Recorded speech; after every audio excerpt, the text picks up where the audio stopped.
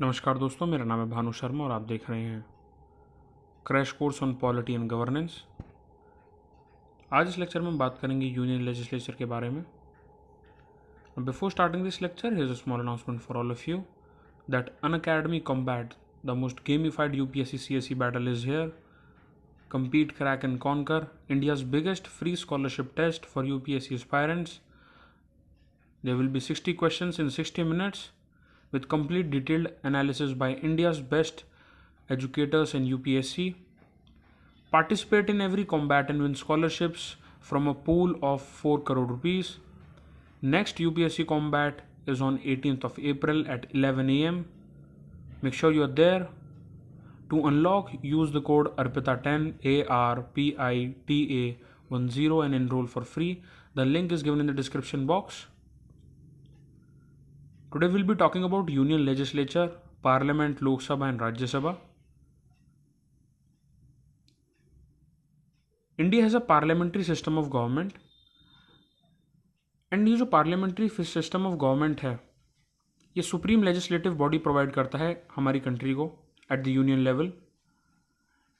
Parliament comprises of the two houses. देखिए, by cameral legislature है, यानी कि टू हाउसेज हैं, लोकसभा एंड राज्यसभा, जिनको कि बोला जाता है house of the people Lok Sabha और काउंसिल ऑफ स्टेट्स यानी कि राज्यसभा. प्लस प्रेसिडेंट जो हैं वो मिलकर पार्लियामेंट बनाते हैं. तो कई बार आपसे वनडे एग्जाम्स में क्वेश्चन पूछा जाता है कि पार्लियामेंट जो है उसमें कौन कौन आते हैं. ABCD ऑप्शन में आपसे पूछा जाता है, तो वो कन्फ्यूज़ नहीं होना है. जहाँ पर भी टू हाउसेज एंड प्रेसिडेंट एक साथ दिए हुए हैं वही पार्लियामेंट को कंप्राइज करता है. इसमें आपके मेंबर्स आते हैं लोकसभा के, जिन्हें हाउस ऑफ पीपल बोला जाता है, जो कि डायरेक्टली इलेक्ट करे जाते हैं by the people through the voting process.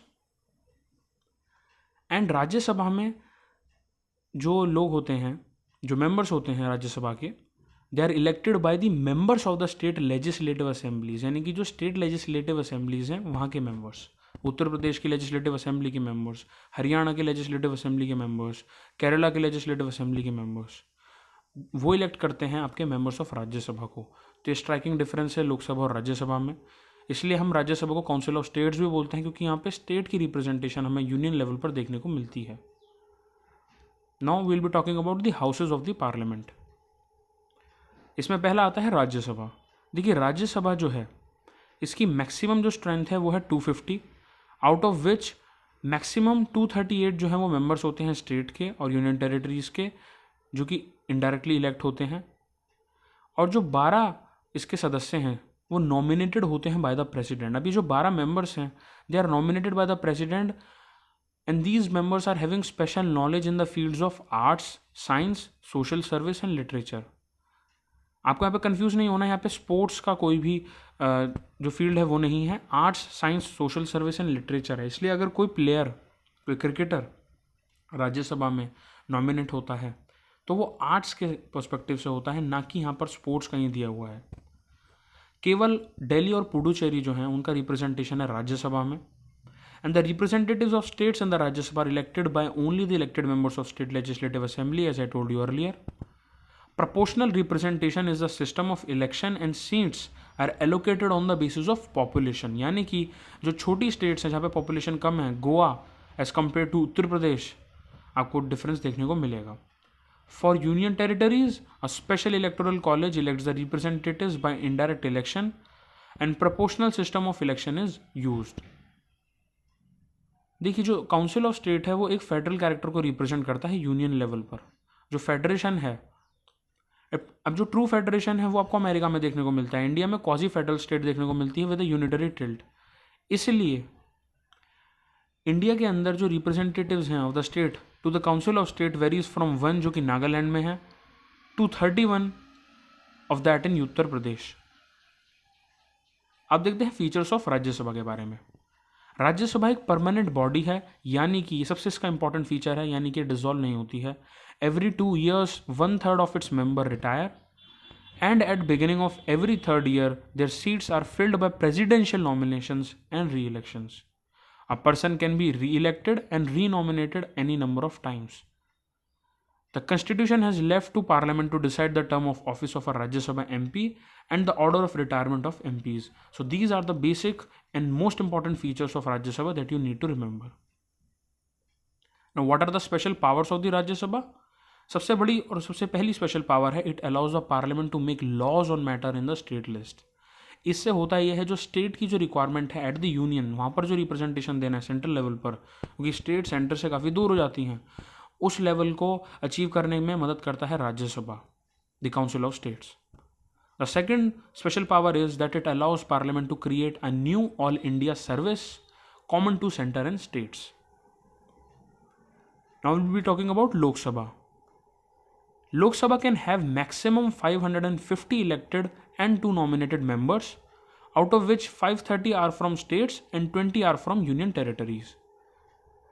These are elected on universal adult franchise, यानी कि जब हम लोकसभा के इलेक्शंस होते हैं, हम वोटिंग देने जाते हैं, जो 18 ईयर्स से अबव हैं या 18 ईयर्स हैं, वो यूनिवर्सल एडल्ट फ्रेंचाइज के माध्यम से इलेक्ट करते हैं लीडर्स को, जो कि लोकसभा में जाएंगे, उन मेंबर्स को। और जो वोटिंग की जो एज है, ये बाय 61st अमेंडमेंट 21 साल से घटाकर 18 साल कर दी गई थी। Constitution has empowered Parliament to decide how the representatives of Union Territory can be chosen, election or also by other means. लेकिन आपको ये पता होना चाहिए कि पार्लियामेंट डायरेक्टली चूज करता है थ्रू डायरेक्ट इलेक्शन। लोकसभा के जितने भी मेंबर्स हैं वो ऑटोमेटिकली डिसॉल्व हो जाएगी after 5 years from the date of its first sitting in normal circumstances. इसलिए हम देखते हैं कि हर 5 साल में लोकसभा के इलेक्शंस होते हैं। अब what are the features of Lok Sabha? The Constitution wants to ensure uniformity of representation between different states and within a state between different constituencies. देखिए, जब भी लोकसभा के इलेक्शंस होते हैं तो हम बात करते हैं मोदी जी की, हम बात करते हैं राहुल गांधी की, और जो बड़ी बड़ी पॉलिटिकल पार्टीज़ हैं उनके जो लीडर्स हैं जो कि आगे जाकर सिलेक्ट हो सकते हैं as the prime minister, elect हो सकते हैं एज दी प्राइम मिनिस्टर। लेकिन आपको यहाँ पर यह भी बात समझनी पड़ेगी कि जो कंस्टिट्यूंसी हैं, डिफरेंट कंस्टिट्यूंसी स्टेट के अंदर भी, वहाँ के भी हम जो लीडर्स हैं उनको भी हम चूज़ करते हैं। After every census, delimitation exercise is done to decide representation to each state and territorial constituencies in each state. और इसी के लिए, इसी एलोकेशन के लिए, सीट्स के एलोकेशन के लिए the states were frozen till the year 2026 कि जो सेंसस है वो हम केवल 2001 का ही मानते हैं for delimitation, but the number of seats जो है स्टेट में वो चेंज नहीं होती है बार बार as far as the Lok Sabha elections are concerned. इसलिए आप देखेंगे कि केवल the number of SC and ST seats in a state are changed in accordance with the census. Now will be talking about the qualifications to become an MP। पहली qualification है that the MP should be the citizen of India.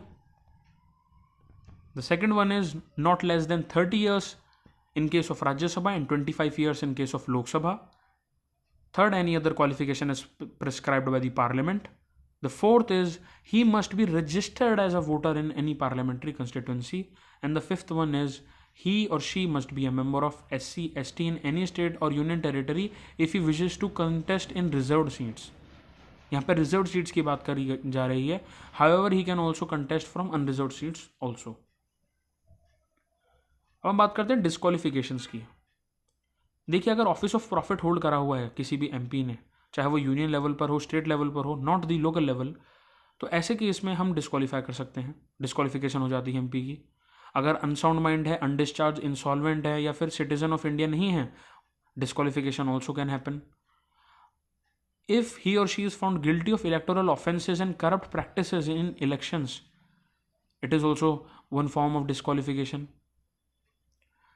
अगर उन्हें 2 साल से ज़्यादा crime की imprison हुए हैं वो क्राइम के लिए, तो भी वो डिस्क्वालीफाई हो सकते हैं। अगर वो ऑफिस ऑफ प्रॉफिट होल्ड करते हैं किसी ऐसी कंपनी में जिसमें गवर्नमेंट की जो होल्डिंग्स हैं वो 25% या उससे ज़्यादा हैं, या फिर अगर उनका इंटरेस्ट जो है वो गवर्नमेंट कॉन्ट्रैक्ट्स में या वर्क में है इन अ नेगेटिव सेंस, जहाँ पर वो पिलफ्रेजेज या फ्रॉडरी में इन्वॉल्व हो सकते हैं, ऐसे केस में भी डिस्क्वालिफिकेशन हो जाती है।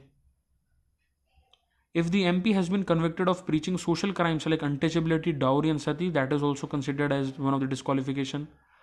और अगर वो election, if he doesn't lodge election expense on time, disqualification can also happen. Or he or she has been convicted of promoting enmity between groups or bribery, यानी कि enmity between groups या bribery से अगर वो related हैं, convict हुए हैं वो पहले, तो वो भी disqualification में आएगा। And the last point is has been dismissed from government service for disloyalty to state or corruption. देखिए जो फाइनल डिसीजन है डिस्क्वालिफिकेशन का वो प्रेसिडेंट के पास ही होता है, but he has to obtain the advice of the election commission on this matter as well. Now will be talking about the 10th schedule और the anti defection. The Speaker of the Lok Sabha or Chairman of Rajya Sabha decides on matters of disqualification of MPs. अब defection से related कैसे होगा ये?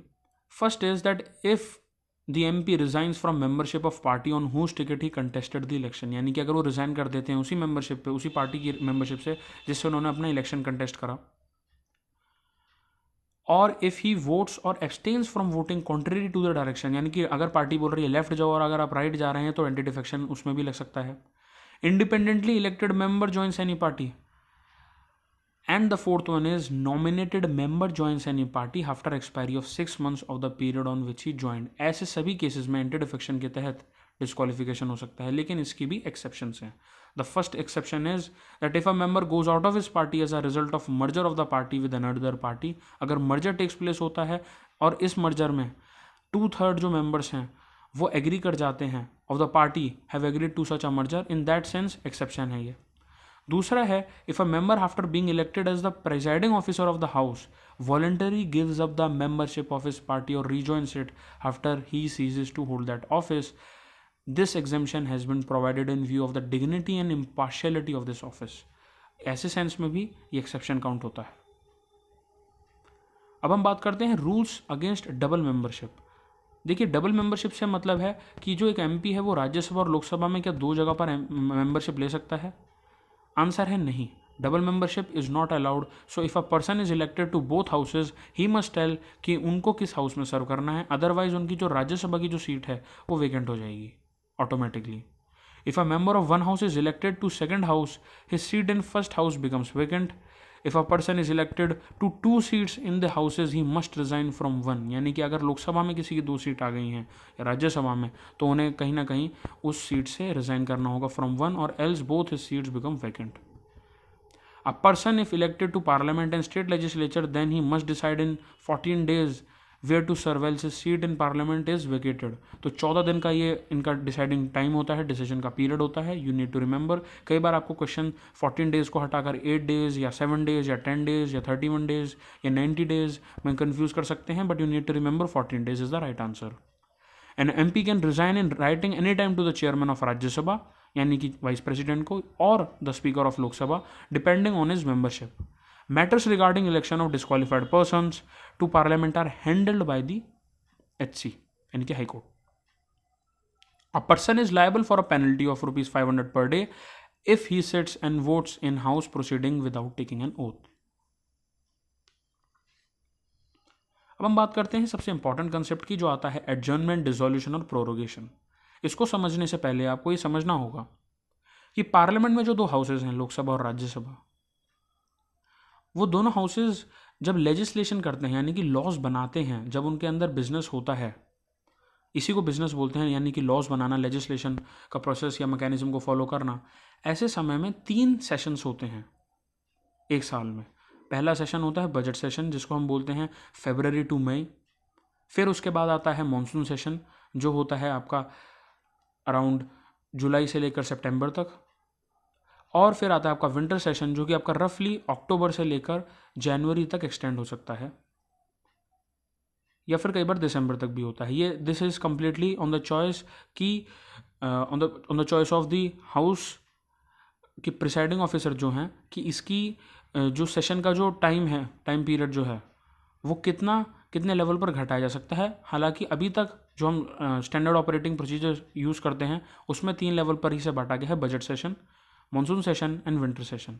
अभी जो sessions होते हैं, हर रोज़ यहाँ पर मीटिंग्स होती हैं, जिससे बिजनेस जो है, लेजिस्लेशन का जो प्रोसेस है वो कंप्लीट होता है.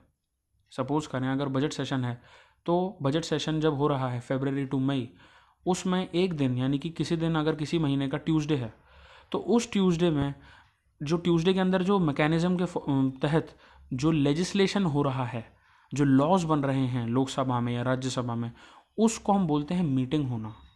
और इस मीटिंग को भी हम सब डिवाइड करते हैं सेटिंग में.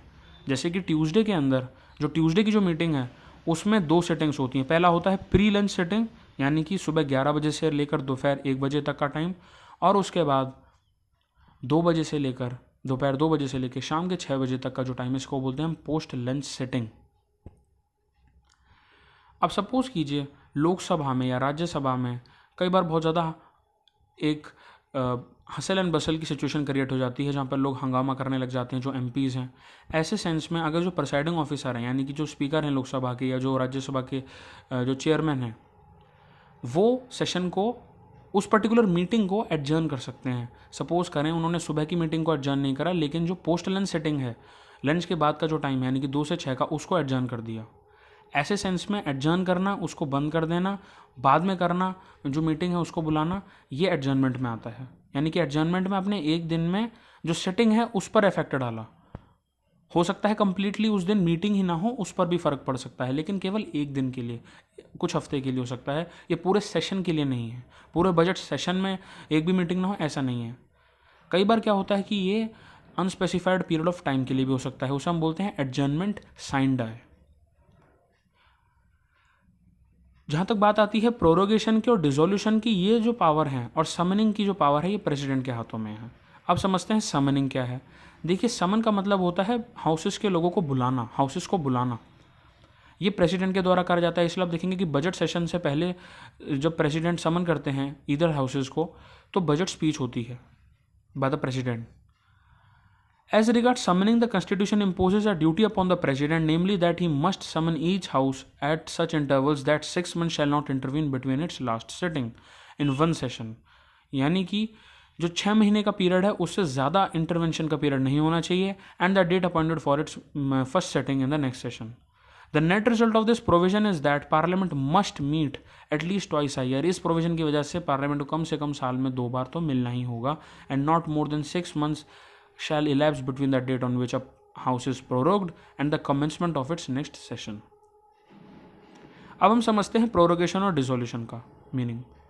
देखिए, कई बार ऐसा होता है जैसे एडजर्नमेंट साइन डाई हो गया और मीटिंग्स जो हैं वो अनस्पेसिफाइड पीरियड ऑफ टाइम के लिए स्थगित कर दी गई हैं।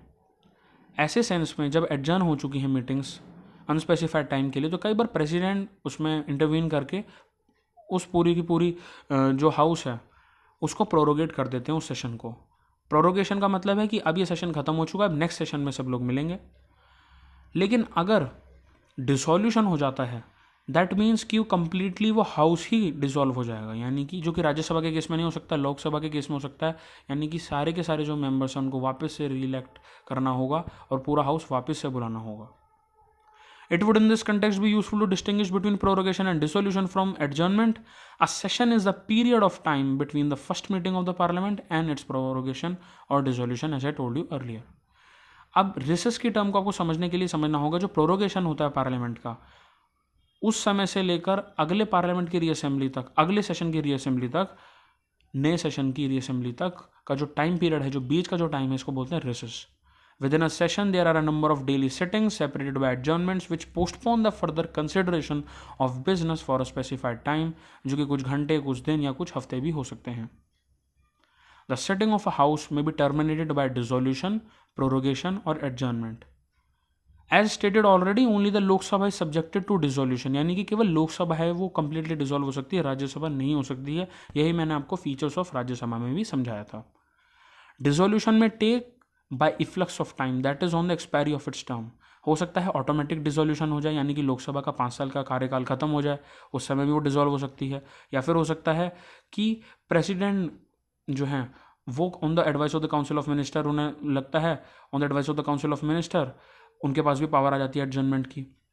लेकिन ये भी हो सकता है कि नो कॉन्फिडेंस मोशन के तहत जो पूरा का पूरा जो हाउस है वो डिसॉल्व हो जाए। लेकिन जब इमरजेंसी का टाइम आता है, ऐसे समय में हम ये नहीं सोच सकते कि हम नेशनल सिक्योरिटी या नेशनल इंटरेस्ट को दाव पे रखकर इलेक्शन कराएं। इसलिए on the proclamation of emergency जो एक्सटेंशन है समय की लोकसभा के कार्यकाल की, वो बढ़ाई जा सकती है।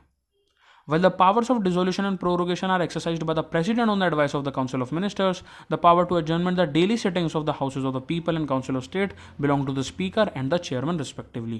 तो यहाँ पर आपको कंफ्यूज नहीं होना है. अगर एडजर्नमेंट या एडजर्नमेंट साइंडाई की जो पावर हैं वो आपकी चेयरमैन के पास है या स्पीकर के पास है of the Lok Sabha and Rajya Sabha, और जो आपकी प्रोरोगेशन और डिसोल्यूशन की जो पावर है वो आपके पास है, वो प्रेसिडेंट के पास है.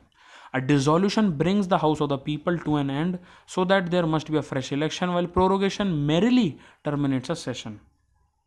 Adjournment does not put an end to the existence of the session of the Parliament, but merely postpones the further transaction of the business for a specified कुछ समय के लिए, कुछ घंटे, कुछ दिन या कुछ हफ्ते के लिए. लेकिन डिसोल्यूशन जो है वो कम्प्लीटली हाउस ऑफ पीपल उसको ख़त्म कर देता है, और उसके साथ जितने भी मैटर्स हैं pending before the house lapse with the dissolution.